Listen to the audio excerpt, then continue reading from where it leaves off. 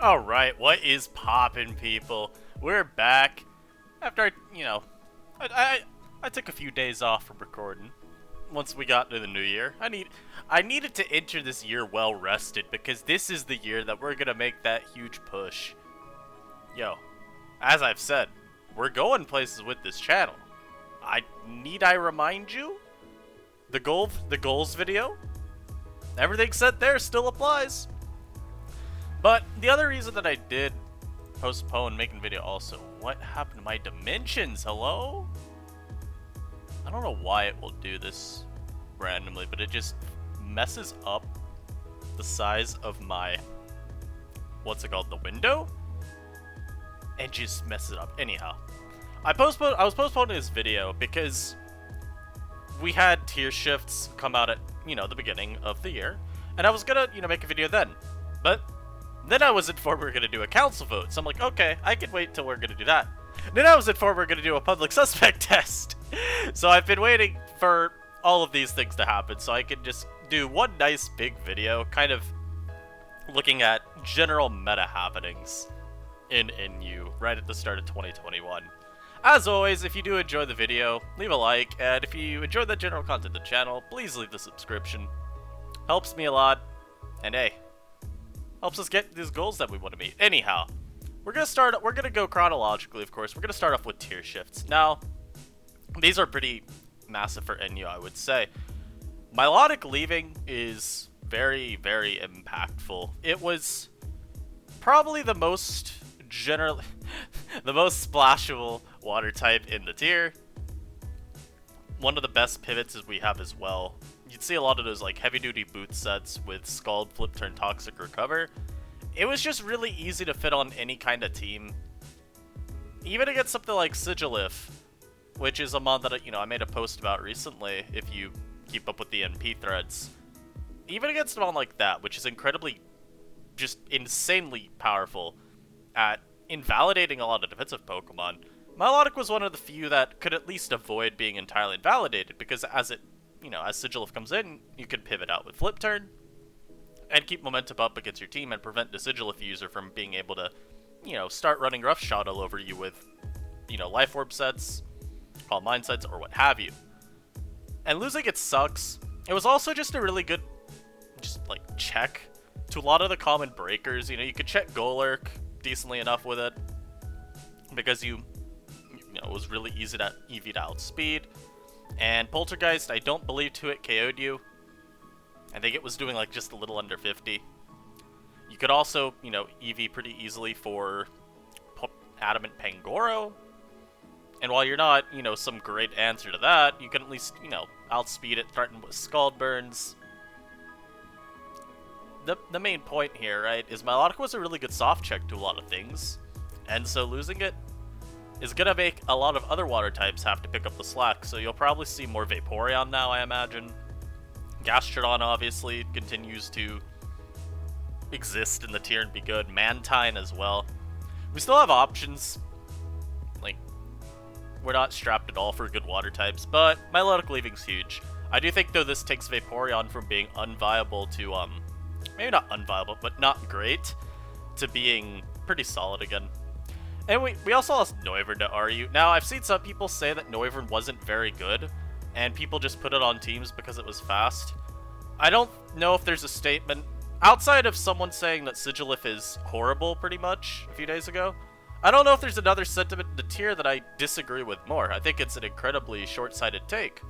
I think Noivern was top 10 in the tier when we had it. It wasn't running the tier like Noivern did in UU earlier. And realistically, I don't have a great reason as to why. Because, it was pretty much contending with the same things it was contending in UU, but with, Rhyperior even out of the way. You were still going to benefit from the fact that Flamethrower punished all of the steel types. Escavalier, Copperajah don't want to take Flamethrowers. Bronzong's just super passive. And the only real things stopping you from making meaningful progress were, Sylveon. I think the main thing you would say is the fact that Bronzong is at least better. It prevents Noivern from having as much impact in the game. And I think Noivern was also a little bit strapped for move slots. You couldn't go like 2 attacks U-turn Roost as easily. A lot of Noivern were being forced to run Roost. And as a result, you generally were dropping U-turn, which, you know, if Noivern's ever having to Roost or Defog, it's giving up momentum for free now, as opposed to at least being able to get a U-turn chip off eventually. With that said, though, I still think Noivern was one of the most influential mons of the tier, because it was such a good revenge killer. Because it was really good at, not invalidating screens builds, but really leveraging itself around them effectively because of Infiltrator. I think some people were running Frisk still. I don't think that's a bad move, especially because the dual screens builds had fallen off. But I do think that bypassing substitutes and bypassing random offense is always super valuable. And losing out Mon kind of sucks. And again, splashable defoggers are always really nice. It was a great ground immunity. I'm disappointed. And in Porygon-Z, I think this was a nail in the coffin for a couple Pokemon and the tier becoming a little bit too much. We'll expand on that with the next 2 sections of the video. But it was I still think it was one of the better special sponges in the tier. Definitely had fallen off after the big DLC 2 wave, just because there were so many more Pokemon. Power level of the tier ramped up a lot, meant that Porygon-Z wasn't just sitting in front of everything and walling the tier for the duration of a battle. But it was still a good pivot. It was a good answer to Toxtricity and Sigilyph because of Trace. And just, like, generic special bulk. It's not a mon that, like, leaving is gonna shake things up too dramatically. It's more, again, like I said, nail in the coffin for a few Pokemon becoming a little overwhelming. And then when we get the mons that we at least got, right? Drapion, I love. I'm really happy we got it. NU's Dark-type situation has been quite dire lately. When you think of Dark-types in NU, there really aren't many good ones. I mean, it's what? Sneasel is very fringe at the moment. I still think it's pretty solid, all things considered, but it's not the meta demon that it had been in previous metas. And then, like, you've got, what, Pangoro? Which, okay, really good Pokemon. You know, some people probably put it as, like, ban-worthy. But, yeah, I don't know. I don't want Pangoro taking hits repeatedly, just because I feel it's really prone to getting worn down. And it's like, what, Guzzlord? Which, Guzzlord always feels to me very situational on the teams that you want to use it on. And so getting Drapion's nice, because it gives us another option. I'm so sorry for just rubbing up my mic like that. But, Drapion gives us another good Dark type. Probably will run a lot of Swords Dance. Scarf's probably good as well. And having another Dark type's good too, because Ghost is a very broken offensive typing. And so having another Pokemon that can style on the Ghost types is cool. I don't know if this means we could look at testing Poltegeist back in the tier ever. I don't think that's gonna happen in the short term at all. I think I have more insight because I'm counsel into how the tier is probably gonna go going forward. But I imagine, we got the suspect test that we've started up today. And we've got the potential to do another one shortly thereafter. I won't say what the Pokemon would be that we're testing. I think it's obvious from the last NP thread. But, so I won't say it. But, maybe one day we can look at retesting Polte. Maybe one day we can look at retesting Tornadus. Please, give me my boy back. And then Torkoal, drop into NU. It's inconsequential. Outside of maybe some Shell Smash eject pack into a copycat Pokemon shenanigans. I don't know. And then these shifts right here, obviously, they don't matter. Beyond just showing what's being good. Golurk finally getting more usage. It was a good check to Toxtricity, and Porygon-Z prevented it from spamming Tri-Attack. And it's just very dumb strong. CP Poltergeist has been huge for it.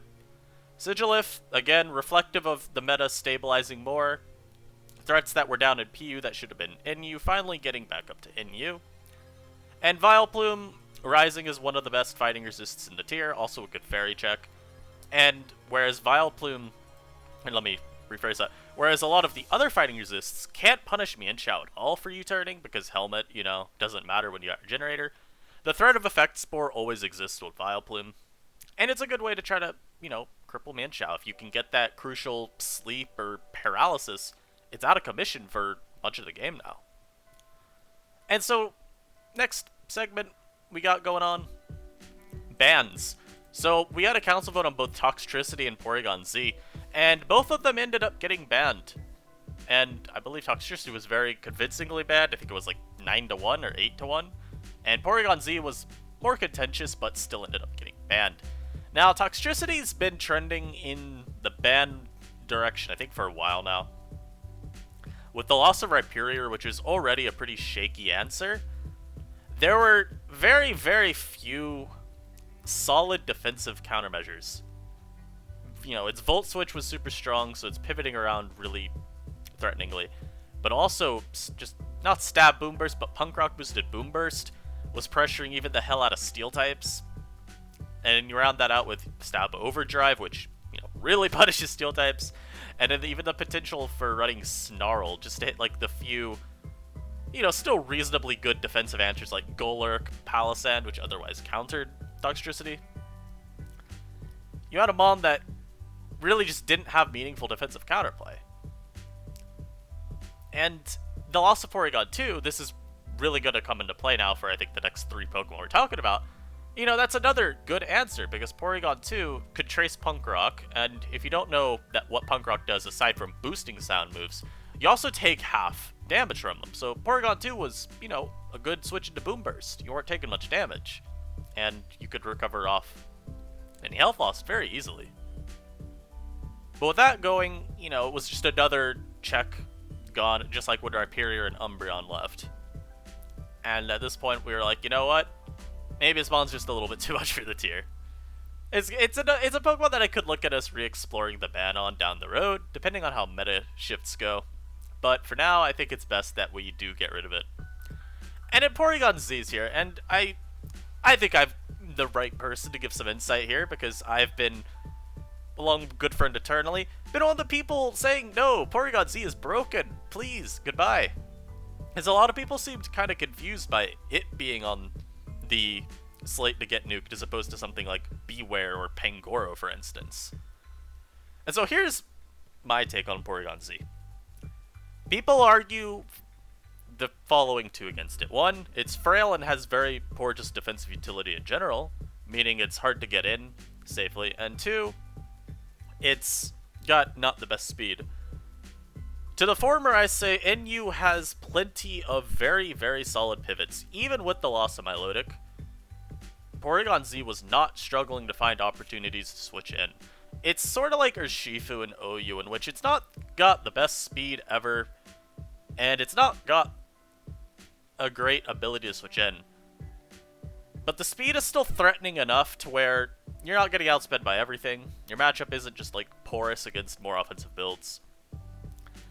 And you've got enough defensive utility plus the ability to come in through like teleports, flip turns, U-turns, volt switches from prominent Pokemon, to where it doesn't matter that you don't have the easiest time directly switching in necessarily. And it's not like you've got no defensive utility, right? Mono Normal's not a good typing, but Poltergeist Immunity is still very helpful in a tier with Golurk and Delmise both being pretty prevalent. And if we want to talk about the offensive side of things, right? So, compared to some people that really like choice specs with adaptability because, one wrong prediction and you pretty much lose game, I was a fan more of agility with download. You retain a lot of the wall breaking of Porygon-Z, because the Mon is just ridiculously strong. I was running Modest with Life Orb, just so we can visualize that. You retain a lot of the wall breaking potential, but you also add in this dirty, dirty ability to sweep. If you get that special attack boost and your, opponent's forced to switch out, you get agility up and just win game right there. You're really good at breaking for yourself and setting up for that sweep late. I really liked it with Scarf Healing with Celebi. I thought it was a pretty dirty core, because you let PZ break early, and once it gets low from Life Orb, Recoil, and Hazards and what have you, you just heal it back up, and then it just wins. And then of course you also have other sets like Scarf with Adaptability, another way to make up for the speed but still keep up a lot of the power, and then just your standard specs, which, as we said earlier, your opponent makes one wrong read into their Bronzong expecting a Tri-Attack, And then they get Shadow Balled. It's like, ah, yes, I have lost game.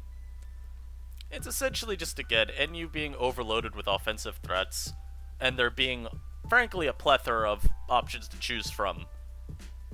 Maybe some people disagree on the ones that are most urgent, but at the end of the day, it's like, all of them are a little bit broken in their own special way, so I'm glad to see the tier getting, you know, something taken out of it. And I'm sorry if you hear the dogs in the background, they're very upset, because I guess they need someone to do the morning ritual stuff with them. Anyhow, now we're going to get to the suspect test, and who is it, Oh, it's, I don't know who this is, but it's Sigilyph!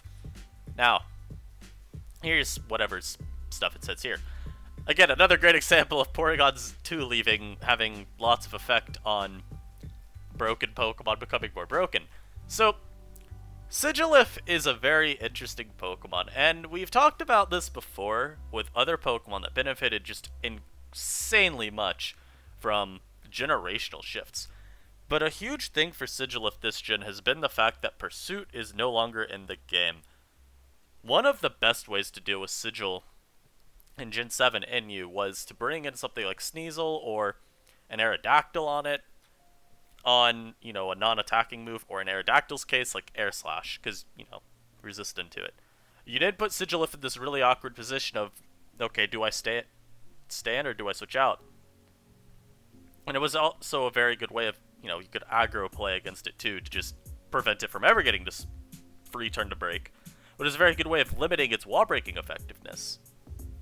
That's not to say Sigilyph still didn't have ways around that. You know, it could run, hell, it says even here, sub. You could sub as they switched in. You could have protect 3 attacks on Sigil to scout them. But you still were able to prevent it from being as obnoxious as a breaker. Well, with Pursuit Gone, Sigilyph no longer has to worry about just getting removed after claiming a KO or being put into those uncomfortable 50-50s. It's free to wall break now. At, you know, its will. It's got free will to wall break, I guess is how most normal people would say that.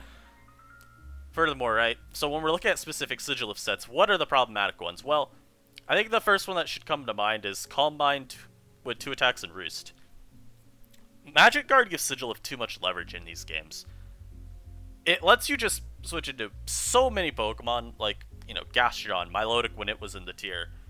You've got, oh, I need to look at the list of Pokemon in the tier because I'm forgetting what we have. Defensive Arcanine, because a lot of those are running Flamethrower. Utility Comfy. Hell, Celebi, unless it has T-Wave, does nothing to you. There were so many Pokemon. This Magic Guard's not really a Celebi thing, but don't worry. There's so many Pokemon Sigil could just come in on, easily set up Calm Minds, and because we've, again, lost a lot of the passive Pokemon that still wall Sigilyph, more or less, such as Umbreon and Porygon-Z, it's a lot harder to find coherent defensive answers to it now. And this is furthered by the Flame Orb set that's been picking up more recently. Steel types are still a decent countermeasure to Sigil. Heat Wave does a lot, but, you know, 1 out of the 4 moves it could use, you have a good shot of at least coming in safely versus those. Flame Orb sets just completely turn the tide against those, though. You know, you can Calm Mind up, they switch in, you just pass a burn onto them. And they're no longer able to beat you. Copperajah is doing nothing anymore. Bronzong is doing even less somehow now. They're just... Someone in the NU Discord put it very effective. I think it was Eon X, maybe, or Mary Berry, one of those two. They were both talking about Sigilyph yesterday, is all I remember. But they mentioned how Sigilyph's got pretty much a million sets. Very much like Toxicroak in previous months of NU, I think when we led into its eventual ban. It's so hard to figure out what your counterplay is to Sigilyph because of how the sets that it can run have extremely different answers. And what I mean by extremely different is that Calm Mind, Heatwave, Sigilyph struggles at least just a little bit more with steals. Flame Orb Sigilyph doesn't at all. You just lure them in and burn them. And then if you want to look at things that answer that a little bit better, it's the ones that would maybe want to switch into Sigilyph to take advantage of how passive it is. You know, hell, even like a Toxtricity, right? that could switch in, because these, Flame Orb sets run Air Slash. I'm sure you could run something else, but they commonly run Air Slash. Well, Life Orb runs Psy Shock a lot, so goodbye Toxtricity. A lot of the breakers just no longer can take advantage of that kind of set's passivity. And, to break through it before it gets all those boosts and becomes very hard to stop. And so it creates this very toxic interaction, because you're having to, really, really, really scout the Sigil. And it's, again, like Porygon-Z, when we're talking about, say, maybe the Spec set, one wrong play costs you the game. There's so little room for error when looking along Sigilyph's counterplay. You can't afford to get these 50-50s wrong, because if you do, there's a very good shot you have lost game right there. Just full stop. Now, why did we test Sigilyph, though, over something like Beware? Because that's probably the Pokemon a lot of people would bring up. Pangoro as well. I really think that at the end of the day, we could have picked a lot of Pokemon to test here. I made a post about why I wanted Sigilyph. I was going to go to it. I'm not going to. But, what is this? Oh, this is the new way you can do the GXC thing. But, I said that Sigilyph should go, mostly because of the issue with how you figure out counterplay to it. So, Beware, right? CB Beware is really good, but the best set by far is SD, with Choppleberry or Silk Scarf. While the counterplay of that's pretty limited, like, defensively there really isn't much. There's like maybe one good check, and it's not coming to mind right now. Colbur Palisand, that'd be like the one good answer. You know what you can and can't use to beat Beware. With Sigilyph, there really isn't like this one good, consistent answer. There's something like Heliolisk or like Rotom, which are generally Rotom not even, because Life Orb Psyshock blows that back. Like something like Heliolisk, at least it can consistently outspeed and threaten Sigilyph. Same with Aerodactyl. Like, the pool of checks is so much smaller, and because these Life Orb and Flame Orb Sigilyph sets really do change how some of the more general counterplay actually can deal with Sigil, the counterplay is a lot less consistent, whereas with Beware, you always know what you can do about Beware. Again, we're assuming SD is just better than CB, which I think most people agree with. And it's kind of the same with Goro, whereas CB with Pangoro is much, much more common at this moment. This could change, but at this moment than Swords Dance Pangoro. And Pangoro also is just, both Pangoro and Beware, they're also really slow. And while their speed when fully invested in is enough to get the jump on the entire defensive metagame, it's still leaving them prone to all the offensive Pokemon. Unless you're Beware, then for some reason you only take 70% from Choice Scarf and Mienshau's close combat. That's beside the point. There are more noticeable issues with those Pokemon in terms of their offensive matchup, I think, than there are with Sigilyph. And while Sigilyph does have consistent offensive countermeasures, again, like, say, Aerodactyl, for instance, there's not much. And again, Sigilyph being a lot faster than the aforementioned two bear Pokemon does help it out a lot, because it means the offensive pool is smaller in terms of offensive Pokemon that answer it. Anyhow, that kind of led to the few council members that had a more definitive opinion leaning Sigilyph. In general, most of us didn't really care which between it and Beware win. But I think, like, the ones of us that did voice an opinion, we were more on the, let's do Sigilyph first.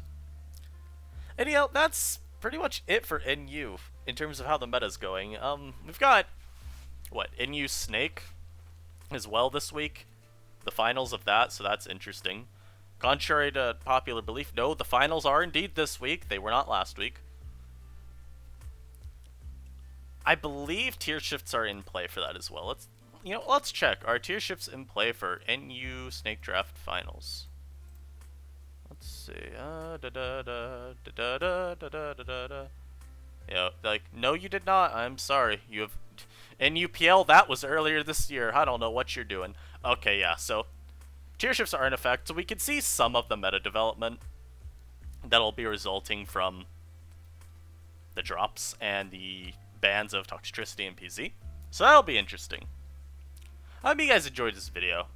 I guess we could also do the general, just let's see what other funny things happen. ZU has 1,000,000 Pokemon. Oh yeah, Incineroar is one step closer to returning home. My sweet prince, we're almost back. As always, leave a like if you enjoyed the content. I hope you guys are enjoying your day, your morning, your evening, your night, your twilight, your dawn, your dusk, your whatever day of the week. I don't care. Just enjoy it. Love life. I'll see you guys next time. Peace.